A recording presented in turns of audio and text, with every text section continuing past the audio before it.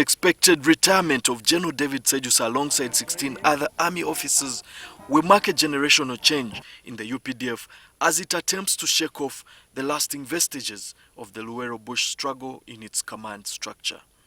With the exception of the late Fred Gisarijema and Tadeo Kanyankore, who died before the UPDF Act was enacted by Parliament in 2005, Sejusa is amongst 6 senior army officers who are part of the High Command.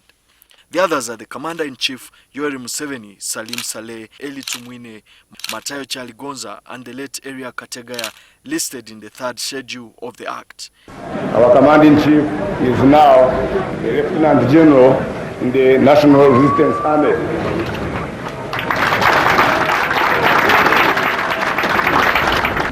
Member of High Command, Salim Saleh Rufu, Major General. Today, the army structure is largely in the hands of those who joined the struggle in 1985 and 1986, shortly before the NRA ousted the Tito Okello military junta. In your life, in service, and in your life after service, for those of you who are about to retire next year. However, the UPDF deputy spokesperson, Lieutenant Colonel Deo Akiiki, revealed to NTV that the process of retirement is not complete until the Commander-in-Chief gives his consent. I need to make it clear that there is a process. What you've heard was just a first step that is measured by the system, depending on age and rank and appointment and other factors. The system will automatically see your age and rank and push you to a certain time for your retirement, which has been done for the last 3-4 years. The second step will be now to have the Commission's board sit down to sort out other issues.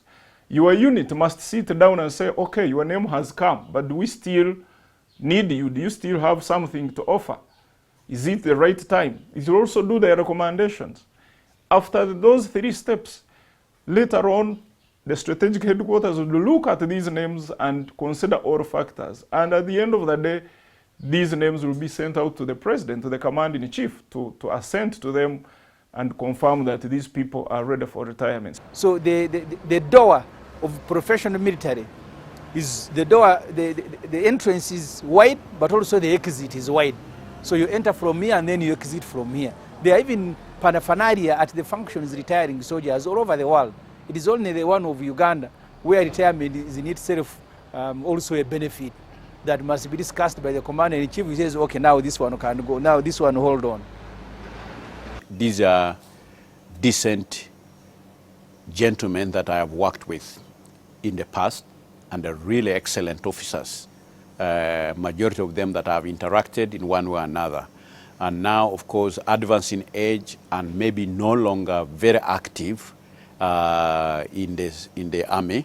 I think it is important when they still have their energies and still have their intellect to retire them home so that they can pursue other careers and other livelihood options. Yet observers believe that Sejusa, alongside his colleagues, were purged to pave way for a cherry-picked force of young officers whose rise in the army is not as a result of their own bootstraps but favor. You have today is the military that has been put together by people like Muhoozi Kainerugaba. I remember when we were living in Mackay in 1998, that was the time Muhoozi was recruiting right and left. So the people who are running the military now, who are very influential, are people who were recruited around 1998 and after. So Ivan Koreta had become, Sejusa, Chivirango, they had become irrelevant even within the army. The former Director General of External Security Organization, David Puko, says Sejusa and a few others who had refused to toe the line will only be allowed to leave the army because they have mellowed on Katebe, a balance for officers who are not deployed. That UPDF did not have a clear policy, and many officers were made to serve in the army against their will, like Tinyefuza, and even those who voice their concern are put aside on the happenings in the country, who are genuinely concerned with the direction, the politics, the economics, the security situation the country is going, and therefore have useful ideas. The solution has been instead of retiring them, has been to put them aside on the so-called Katebe. And now I am happy that those who have been in Katebe for so long are now finally among those who are being let to go. My own feelings that Mr. Museveni, because he has always not wanted to retire, there are generals who can join politics like a Besigye, like a Muntu, and then disturb him. But I think these ones have been exhausted. They have lost energy. If you look at Ivan Koreta, if you look at Sejusa, Jagena Chivirango, I think they are all people who have retired. The Kasirye Gwangas now is comfortable that even if I drop them from the military, even if they join the opposition, first they have lost clout within the military, but also their energy levels have gone down. Section 67 of the UPDF Act spells out guidelines under which officers can be discharged. It specifies that an officer can be discharged if within 2 years of enrollment, the commanding officer considers that he/she may not be an efficient soldier if the soldier has been convicted by a civil court on grounds of indiscipline, if a soldier is mentally unfit, or for any justifiable reason, the services of the soldier are no longer needed. The guidelines issued in 2013 by then Chief of Personnel and Administration, Leopold Chanda, have not provided clarity on retirement as well. In the guidelines, it was revealed that those aged 50 at the ranks of major and below should voluntarily apply for retirement. However, the guidelines were treated with suspicion by a number of senior army officers above the age of 50 who have applied for retirement, but the UPDF Promotions and Retirement Board has not approved their requests. Deo Akiiki says the process to streamline retirement has commenced. The fact is that this army has a history behind.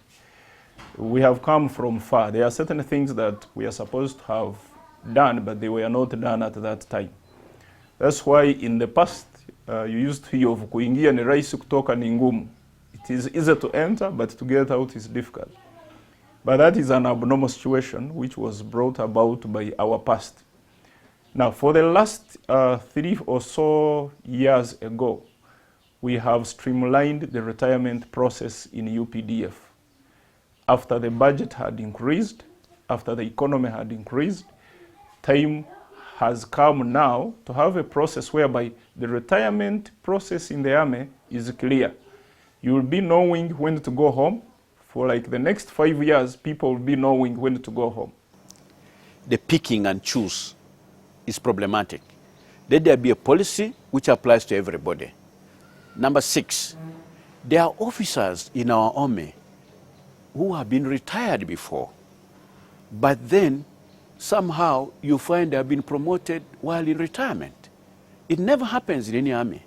Like General Salim Saleh was retired when he was a major general, but he was promoted to a lieutenant general, he was promoted to a general.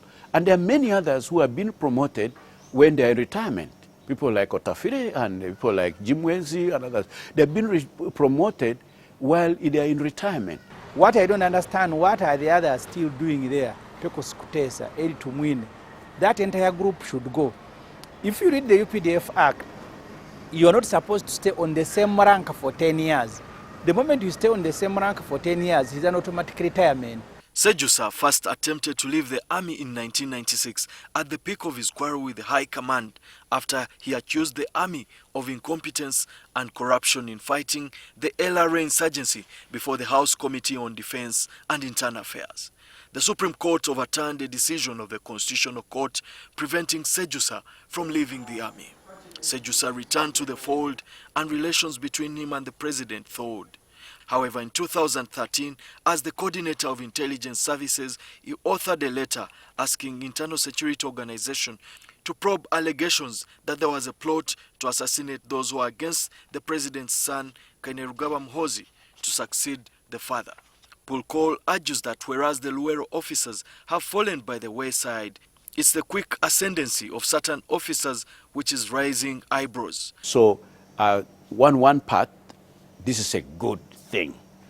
In any case, young people have grown up, both in intellect, in stature, in professionalism, and also in the management of our institution. I think it is important for the young Turks to take charge of the stewardship of our army. So this is a good thing. But the only bad thing, when I look at the list, it looks like it is a pick and cherry kind of. But Deo Akiiki argues that promotions in the army are not a straitjacket process. First of all, the army is a pyramid. It is supposed to be a pyramid. Although we once grew in a rectangular way, but we are supposed to have a pyramid whereby people move, others drop off, others go up to the peak. So it's not that everyone will go up to the peak. Across the world, the army does not move like in a rectangular way or like straight, no. It moves making this curve until it makes that pyramid. And therefore, the promotions are also depicting that factor. So it's not a must that someone, if I joined the army 20 years ago, these people who joined 10 years ago cannot come and bypass me because there are very many factors. The army occupies the superstructure in Uganda's body politic. It can influence the politics of the day both as an enforcer of sanity or anarchy. As the UPDF embarks on professionalism, can it subordinate itself to civilian authority? Emmanuel Mutaiziwa, NTV.